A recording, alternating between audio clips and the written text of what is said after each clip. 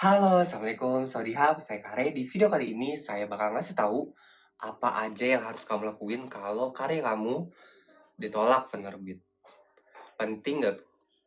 Kalau dulu, sekarang. Udah? Terima kasih. Untuk tipsnya, ayo kita mulai. Selamat datang di channel di Kare. Untuk kamu yang pertama kali nonton di channel ini tentang kepenulisan. Jadi kalau kamu subscribe channel ini, kita bakal belajar nulis. Jadi bukan cuma kamu, tapi saya juga. Dan untuk kamu penonton lama, respect. Terima kasih. Jadi kalau kamu subscribe channel ini, kita bakal belajar mulai dari nulis karakter, novel, cerpen, tips, dan lain sebagainya. Termasuk kayak sekarang nih. Saya bakal ngasih tahu apa aja yang harus dilakuin kalau kamu ditolak penerbit. Yang pertama, jangan sedih. Itu bukan tips saya. Jangan sedih dulu, maksudnya jangan kayak ngedown gitu maksudnya.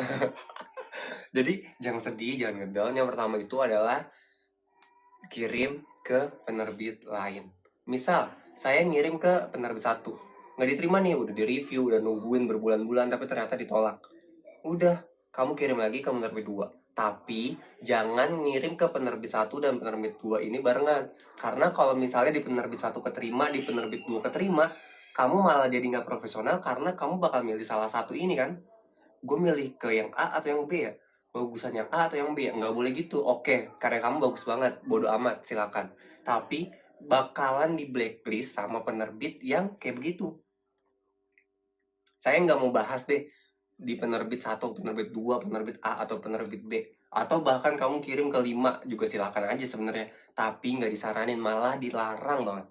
Karena kalau misal kepilih di antara 5 itu tadi, kan berarti kan kamu harus milih salah satu dong. Nggak mungkin dong karya kamu terbit di dua-duanya atau di lima-limanya, nggak mungkin. Jadi kamu harus tentuin satu, misalnya saya anggap aja lah ya, Gramedia Pustaka Utama sama Bentang 2. Jadi misalnya kamu ngirim ke Gramedia dan Bentang, dua-duanya mayor nih. Nah, kamu kirim ke dua-duanya, Gramedia kamu keterima, Bentang keterima. Nah, kamu misalnya milih Gramedia karena namanya lebih gede, atau misalnya kamu milih Bentang karena karyanya bagus-bagus misalnya. Terus kamu milihnya Bentang nih, apa enggak di blacklist kamu sama Gramedia? Kontrak kamu habis di Bentang, kamu nggak mau lagi misalnya di Bentang ini ada kurangnya misalnya, terus kamu mau pindah ke Gramet, tapi kan dulu-dulu kamu nolak Gramet, nggak gimana tuh? Paham kan maksudnya? Jadi boleh kirim ke penerbit lain kalau udah ditolak. Tapi semoga nggak ditolak ya karya kamu ya. Amin. Terus di komen amin biar banyak yang doain kamu supaya karya kamu nggak ditolak. Yang kedua, menerima kritikan dan lapang dada. Namanya juga ditolak ya. Jadi emang ya harus lapang dada lah. Jadi ya udah ya, ini bukan rezeki gua misalnya. Dan harus terima kritikan. Emang sih nggak banyak penerbit yang ngasih kritikan sama karyanya, apalagi karya yang nggak keterima. Tapi kalau misalnya udah tahu ditolak, kan kamu punya temen-temen nih. Ya tanya sama temen kamu, kira-kira kurangnya apa ya karya gua dan lain sebagainya. Jadi ya udah lapang dada, terus jangan diem aja, jangan ngedown, jangan sedih. Gitu loh. Selanjutnya, yang ketiga, lanjutan dari yang kedua. Tadi kan yang kedua udah lapang dada, dan yang ketiga ini gabung sama komunitas supaya kamu apa namanya? Sharing pengalaman. Jadi siapa tahu nih dalam satu komunitas itu ada yang pernah ngajuin juga dan ditolak juga. Terus dia bakal ngasih tips nih, dia bakal sharing. Oh tenang aja, slow aja, nggak usah yang kayak gitu-gitu. Tadi kamu udah minta kritikan sama teman-teman itu, ternyata teman-teman ada yang satu pengalaman, terus dikasih advice, dikasih saran, dikasih masukan, dan seharusnya sih kritikan itu, saran itu yang bakal ngebangun cerita kamu. Jadi sebelum tadi yang pertama dikirim lagi ke penerbit lain, kamu revisi dulu, abis itu kirim lagi. Jadi siapa tahu di penerbit A tadi itu karya kamu kurang baik karena bla bla bla yang ada di teman-teman komunitas ini.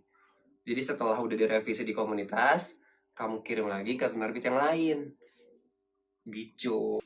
Yang keempat, cari tahu alias kepo sama penerbit yang kamu incar. Misal, kamu ngincar Gramedia, Pustaka Utama, misalnya ya GPU. Kamu incer dia, nah kamu baca-baca nih, karya-karya Elite Media itu kayak gimana, karya-karya Gramedia itu kayak gimana, karya-karya si grup Gramedia itu kayak gimana. Kalau misalnya, kamu nulisnya ceritanya fanfic alias fanfiction, terus kamu sukanya atau pengennya itu di Gramedia. Kamu lihat, kira-kira di Gramedia ada cerita fanfic atau enggak? Sama, misalnya kamu pengennya di Erlangga gitu ya. Di Erlangga itu bukunya kebanyakan fantasi. Terus kamu bikin buku yang romance biasa aja. Maksudnya romance biasa aja tuh kayak Dilan, Mariposa yang ya udah real life gitu. Kamu daftarnya di Erlangga yang banyak fantasinya misalnya. Erlangga aja fantasi. Lu romance. Kagak cocok malih. Ya. Jadi kayak gitu loh, maksudnya kepoin dulu nih si penerbit yang tadi itu jangan-jangan kamu ditolak karena emang nggak sesuai sama kriteria novel yang pengen diterbitin sama mereka. Sama bentang kayak gimana. Banyak lah ya kalau ngomongin penerbit saya nggak inget banyak. Jadi kamu kepoin dulu penerbit yang mau kamu incar. Ini yang kelima dan ini yang terakhir. Kalau misalnya kamu nggak diterima alias ditolak sama penerbit, yang kelima adalah nerbitin aja sendiri. Jadi kamu masukin ke Indie, kamu jual sendiri di marketplace. Habis itu ya udah deh. Saya punya teman, dia itu nulis di aplikasi nulis, tapi pembacanya dikit. Terus dia dengan rasa bangga, dengan rasa percaya diri, dia ajuin ke penerbit indie waktu itu, terus diterima, dan ternyata yang beli bukunya banyak. Jadi pas di aplikasi itu dikit, minim, tapi pas udah terbit jadi banyak. Jadi emang siapa tahu, yang tadi saya bilang di nomor 4, karena dia nggak sesuai, maksudnya karena karya kamu nggak sesuai sama penerbitnya, kamu terbitin sendiri dan bisa meroket. Gitu tahu. Jadi jangan ngerasa down, jangan ngerasa sedih yang berkelanjutan, jangan keganggu sama tetangga. Jadi kamu tetap harus nulis dan terus nulis. Gimana? Gampang gak sih? Gampang lah ya. Kita recap ya. 5 hal yang harus kamu lakuin kalau kamu ditolak penerbit. Yang pertama, cari penerbit lain. Yang kedua, lapang dada dan terima kritik. Yang ketiga, ikut komunitas. Yang keempat, kamu kepoin penerbitnya. Dan yang kelima, self-publishing. Itu aja.